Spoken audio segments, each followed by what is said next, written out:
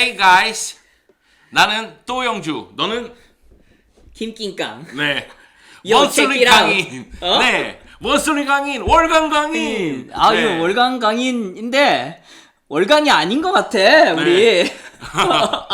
연간 강인. 어찌됐든 또 강인 이슈가 있어서 돌아왔습니다. 네, 이강인 선수가 드디어 발렌시아를 떠나서 마요르카로 이적하게 됐습니다. 아, 일단 새로운 팀을 찾게 됐으니까 그거는 박수. 네, 박수. 어. 그리고 이강인 선수가 마요르카로 자유계약을 맺으면서 4년 계약을 맺었습니다. 그래서 와, 이제 길다. 4년 동안은 마요르카에서 활약하게 됐는데, 아, 이제 4년이면은 아약스는 올 일이 없겠다. 뭐 많더라고. 이강인 선수를 원했던 팀이 뭐 울버햄튼, 그라나다, 브라가, PSV, 아약스, 페노르트 많죠. 정말 많은 팀들이 이강인 선수를 원했었는데 이강인 선수의 선택은 마요르카였습니다. 네. 마요르카 하면은 어떤 생각이 드시는지 모르겠지만은 저는 2000년대 초반에 강팀이라는 느낌은 있어요. 그래서 마요르카 역사를 좀 말씀드리자면 이 1916년도에 창단을 했거든요. 100년이 넘는 역사를 갖고 있지만 라리가에서는 29시즌밖에 뛰지를 못했습니다. 그러면서 라리가 최고 성적이 3위를 두 차례 차지했어요. 1998, 99 시즌 그리고 2000, 2002 시즌. 여러분이 기억하실지 모르겠지만은 1997년도에 이 마요르카가 라리가로 승격한 다음에 엑토르 쿠페르 감독이 지휘봉을 잡았어요. 막 떠오르는. 네, 엑토르 쿠페르 감독이 2년간 마요르카를 이끌었는데 지휘봉 잡자마자 라리가 5위를 기록했고요. 그 다음 시즌에 라리가 3위, 마요르카 역사상 가장 좋은 성적을 냈고 또 한 가지는 코파델레이 결승전에 올라갔어요. 사실은 그때 마요르카의 기세를 봤을 때는 코파델레이에서 우승했어야 되는데 상대가 바르셀로나였어. 근데 대부분 동감 못할 거예요. 보면서 아 그렇구나. 왜냐면 워낙 오래된 이야기고. 엑토르 쿠페르 감독이 유명한 건 발렌시아 시절이고 그때 챔피언스리그 결승전까지 발렌시아를 이끌었죠. 그래서 그때 여러분이 놀리는 맨디에타 선수가 중심이었고. 그땐 맨디에 안 탔어. 그치, 거의 맨 앞에 달리는 그때 선수였지. 운전했지. 캐리했지. 네. 그 다음에 어. 인테르로 가서 폭망. 아. 그런 상황이 되는 거고 사실 이 쿠페르 감독 다음에 마요르카 감독이 아라고네스 감독인데 아라고네스 감독 시절에도 좋았죠. 야. 그때 2000, 2001 시즌에 또다시 라리가 3위 차지했거든요. 마요르카가 명장들을 많이 선임했어. 네, 이게 왜 그러냐면 마요르카가 그때 4-2-3-1이 굉장히 유행할 때인데 공격형 미드필더에 이바가사가 있었어요. 이바가사. 네. 쿠페르 감독 기억납니다. 마지막 시즌에 이바가사를 영입했고 그리고 아라고네스 감독 시절에 이바가사가 터집니다. 그 가운데 아라고네스 감독 시절에 레알 마드리드에서 사무엘 에토를 임대 와요. 그래서 사무엘 에토가 최전방에서 또 터집니다. 그러니까 공격 라인에서 플레이메이커 있죠? 경쟁력이 있죠. 예. 그뿐만이 아니라 뭐 판디아니, 뭐 구이사 이런 선수들이 계속해서 등장하니까 루케도 있었고. 월간 강인이 아니라 갑자기 슈가맨 느낌으로 가고 있는데 추억의 네. 이름들 나오고 마요르카 얘기 나오고.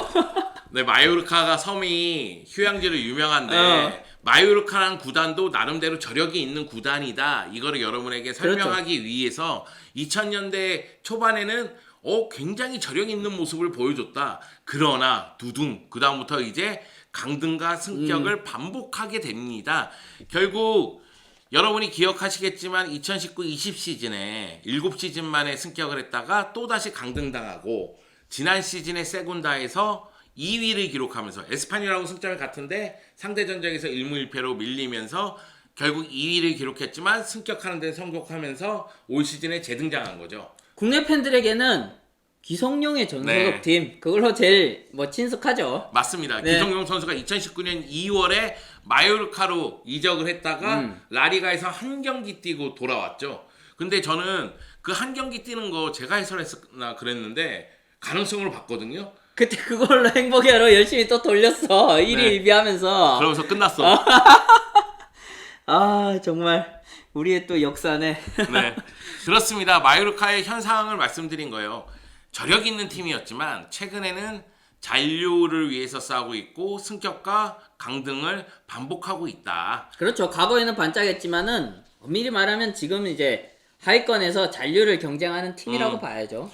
그런데 지난 시즌에 루이스 가르시아 감독이 지휘봉 잡으면서 4-2-3-1 또는 4-4인데 주 포메이션은 4-2-3-1이에요. 4-2-3-1 바탕으로 해서 굉장히 안정된 축구를 구사했고 그래서 수비는 단단한 반면에 공격 쪽에서는 좀 아쉬움이 있었는데 이거는 최전방에 해결사가 있다고 보기 좀 애매한 상황이기도 했어요. 제가 뭐 세군다 경기를 뭐 거의 본 건 아니고 하이라이트 그리고 기록 정도만 꾸준하게 챙겨보는 수준이었는데 세군다 라리가랑 똑같아.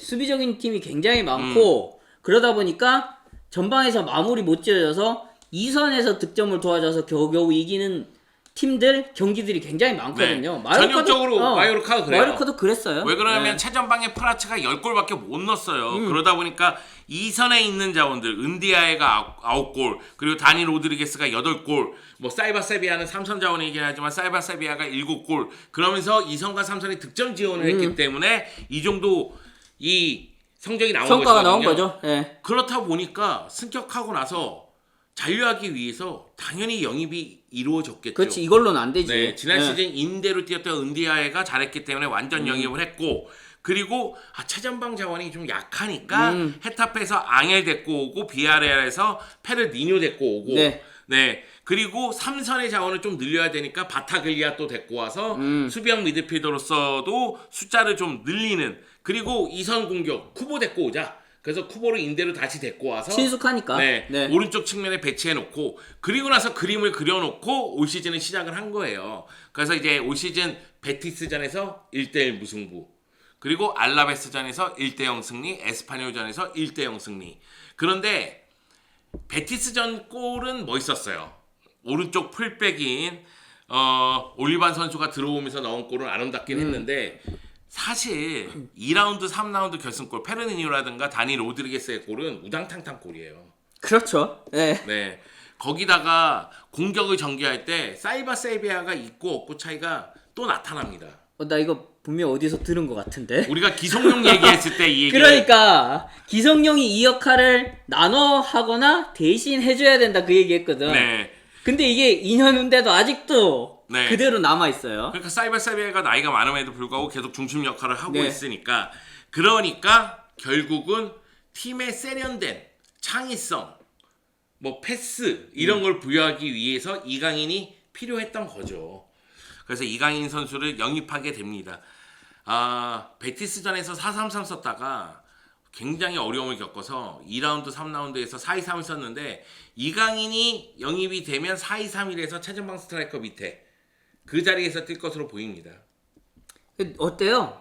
이강인 선수가 마요르카에 가게 됐는데 느낌이 있으실 거 아니에요? 저는 생각이 많이 바뀌었어요. 처음하고는. 그러니까 많은 언론에서 보다 많은 출전을 위해서 마요르카를 선택했다.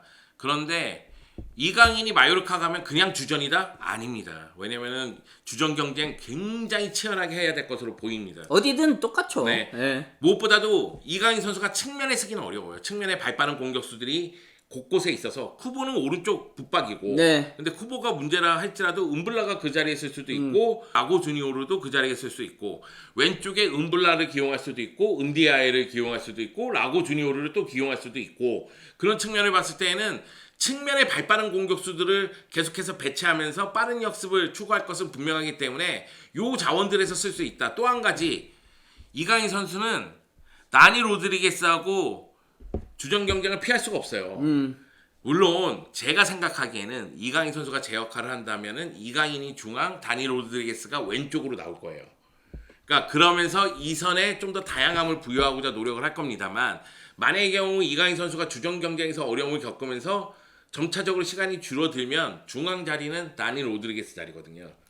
저는 요즘 보면서 4-2-3-1에서 그 3회 중앙에 서는 선수들은 요즘은 거의 웬만하면 세컨 스트라이커예요. 득점력을 그만큼 갖추고 있어야 되거든요. 근데 이강인 선수가 뭐 유스 시절에는 굉장한 득점력을 지녔다, 감각이 있다라고 평을 들었지만은 지금 프로 무대에서 하는 플레이들을 보면은 2선보다는 3선에 가깝거든, 어떻게 보면은. 근데 수비력이 받쳐주지 못해서 항상 1.5선, 2선에 서는 거잖아요.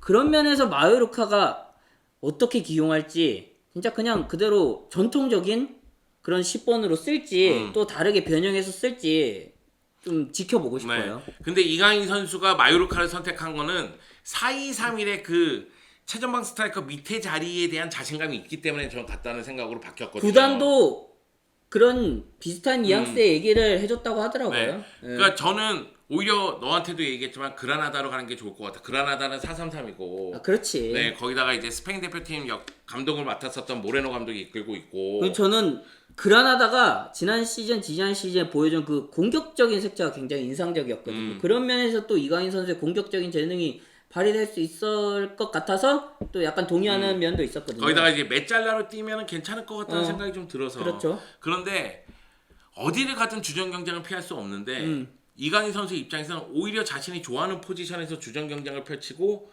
자신감 있게 플레이하기를 원하지 않았을까. 그런 네. 생각이 또 드니까 그럼 마요르카를 선택한 건 이해가 된다. 네, 마요르카가 좀 그에 부합하는 그런 스포츠 프로젝트 이런 것들을 또 제시를 했다고 하니까 거기에 더 기울지 않았나 생각도 네. 들어요.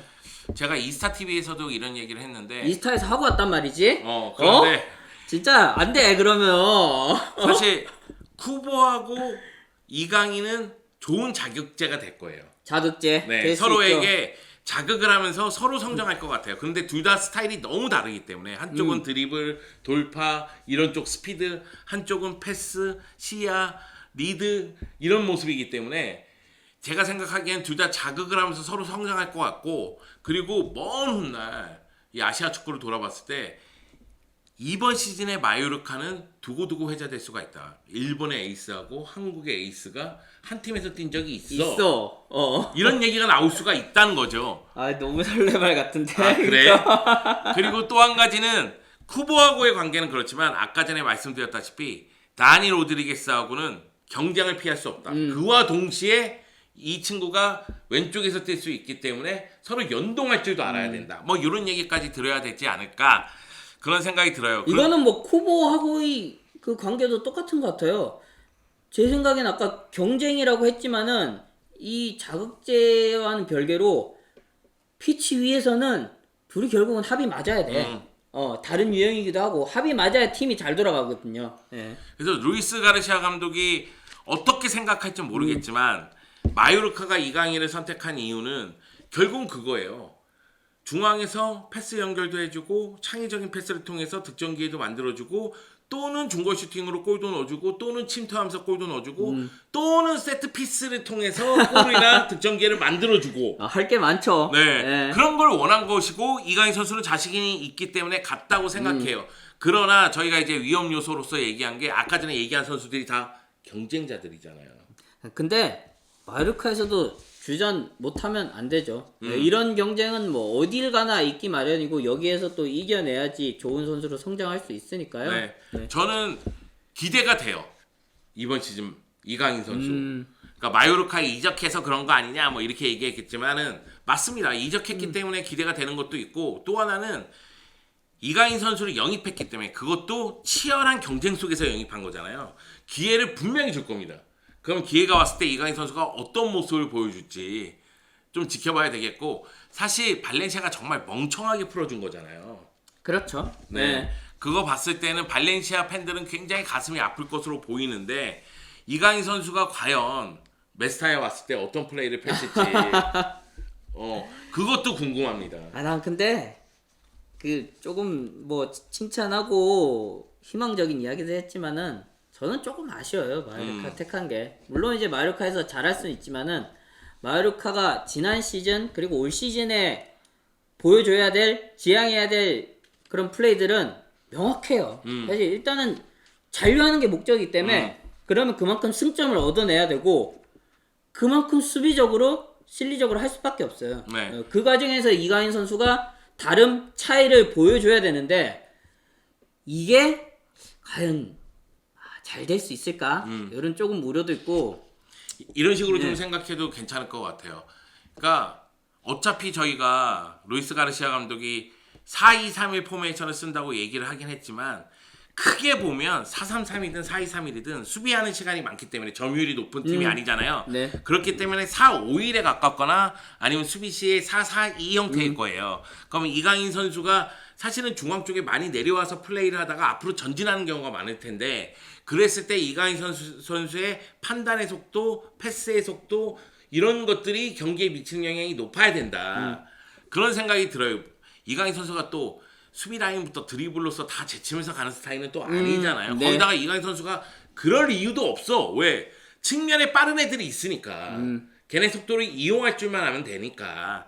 그런 측면에서 기대는 되는데 불안 요소는 분명히 있다. 제가 좀 그동안 이강인 선수에게 원했던 것은 좀 주도적인 팀에서 주전으로 활약하면서 그래, 나도 그래. 이런 주도적인 경기를 펼칠 수 있는 그러면서 자기의 역량을 마음껏 발휘하고 거기에서 더 키워나가는 그런 축구를 했으면 하는 게 제 그동안의 생각이었는데 또 잠깐 돌아보면 생각하면 어찌됐든 마요르카에서는 발렌시아보다는 좀 더 정기적인 출전이 가능하지 않을까?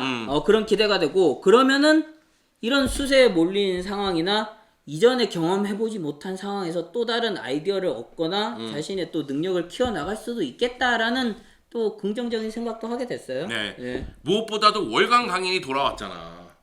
그래 이제는 한 달에 한 번씩 다시 하자. 월간 강인을 할 수 있게 됐잖아. 마요르카. 네. 좋다. 행복하다. 그런 측면에서는 나는 되게 만족스럽고 네. 네. 이강인 선수가 뭔가 보여줄 거라고 생각을 합니다. 네. 그래야죠. 네. 이강인 진짜. 네, 본인이 마요르카를 선택한 거잖아요. 그럼 이제 보여줄 시간만 남았죠. 네. 요즘 흔히들 그런 얘기예요. 쇼 앤 프로브. 그래. 보여준다, 증명한다 이런 얘기 하거든. 쇼 앤 프로브. 요즘 그런 멋있다. 얘기도 해요. 미안하지만 결과로 보여준다. 누구누구는 이런 얘기들 있어요. 근데 이강인 선수가 이제 그걸 할 차례예요. 쇼 앤 프로브. 야, 우리도 그거 어떻게 좀 쓰자. 멋있다. 쇼 앤 프로브 할 차례고 네. 그걸 기대합니다. 네. 요즘에 우리 와이프가 저한테 주로 하는 얘기가 있어요. 뭐 좀 쇼 앤 프로브 하라고? 아니, 나가 이거 하는 거. 이제 그럼 왠지 나가 전에 그게 있을 것 같은데 밥 먹자. 아닌가? 송영주 나가. 여태 이제 발렌시아에서 나오게 됐으니까 이강인 선수가 보여주고 증명하기를 바라겠습니다. 월간 강인. 야, 진짜 이 월간 강인 돌아온 건 너무 행복하다. 그리고 연간 20라도 20가 좀 나왔으면 좋겠다.